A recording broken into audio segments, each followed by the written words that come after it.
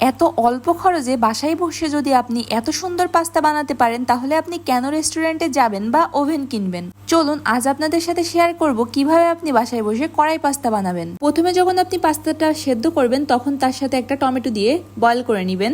তারপরে পেঁয়াজ কুচি, রসুন কুচি এবং আপনি যদি ঝাল পছন্দ করেন তাহলে একটু বেশি করে ঝাল কুচি করে নেবেন এবং সেটা তেল দিয়ে বা ঘি দিয়ে ভেজে নেবেন।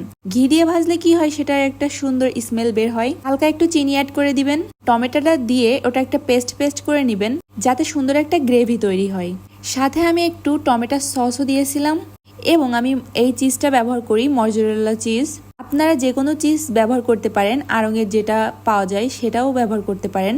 এরপরে আমি পাস্তাটা দিয়ে হালকা একটু পানি দিলাম এবং আমাদের এটা নাড়তে হবে, হালকা পানি দিতে হবে, নাড়তে হবে, হালকা পানি দিতে হবে। তারপরে আপনি সুন্দর একটা গ্রেভি পাস্তা পেয়ে যাবেন। এবং রান্নার পরে যদি আপনি চিজ অ্যাড করতে চান সেটা ভাপে দিবেন অবশ্যই, যার কারণে চিজটা সুন্দরভাবে মেল্ট হবে। দেখা হবে নতুন আরেকটা ভিডিওতে। আল্লাহ হাফেজ।